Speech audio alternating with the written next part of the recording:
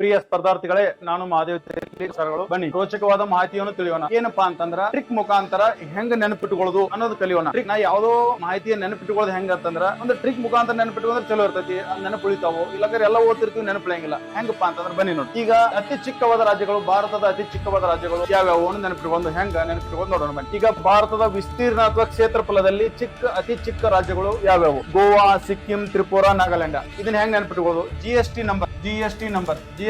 ಈಗ ನೋಡ್ರಿ, G for Goa, S for Sikkim, T for Tripura, number in ಬಿಟ್ಟು ಎನ್ ಫಾರ್ ನಾಗಾಲ್ಯಾಂಡ್. ಇದು ಒಂದ ನೆನಪು. ಯಾವುದೋ ವಿಚಾರ ಯಾವುದೋ ಓದು ಮುಂದೆ ಬರೋದು, ಅದನ್ನ ಸ್ವಲ್ಪ ಡೀಪ್ ಆಗಿ ಓದ್ಕೋಬೇಕು.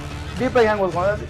ಒಂದಂದ್ರೆ ಗೋವಾ ಈಗ ವಿಸ್ತೀರ್ಣ ರಾಜ್ಯಗಳು ಗೊತ್ತಾದ್ರು. ರಾಜ್ಯಗಳು ವಿಸ್ತೀರ್ಣ ಅದ್ರದ್ದು. ಇದ್ರ ಇದು ಯಾವ್ದು ಅಂದ್ರ ಕ್ಯಾಪಿಟಲ್ ಯಾವ್ದು? ಗೋವಾದ ಪಣಜಿ. ಸಿಕ್ಕಿಂದು ಗ್ಯಾಂಗ್ಟಾಕ್, ತ್ರಿಪುರಾ ಅಗರ್ತಲಾ, ನಾಗಾಲ್ಯಾಂಡ್ ಕೊಹಿಮಾ. ಈ ತರ ನೆನಪಿಟ್ಕೋದ್ರಿಂದ ಏನಪ್ಪಾ ಒಂದೇ ತರ ಪ್ರಶ್ನೆ ಬರಲ್ಲ. ಯಾವ್ದೋ ತರ ಪ್ರಶ್ನೆ ಬರ್ತಿರ್ತಾವ. ಈ ತರ ನೆನಪಿಟ್ಕೋದ್ರಿಂದ ಏನೋ ಚಿಕ್ಕ ಮಾಹಿತಿಗಳನ್ನು ಸಂಗ್ರಹಣೆ ಮಾಡ್ತಾ ಹೋಗ್ಬೇಕು ಅಷ್ಟೇ. ಈ ತರ ಟ್ರಿಕ್ ಮುಖಾಂತರ ಮಾಡೋದ್ರೆ ನೆನಪು ಉಳಿತಾವ ನನ್ನ ಅನಿಸಿಕೆ. ನಮಸ್ಕಾರಗಳು.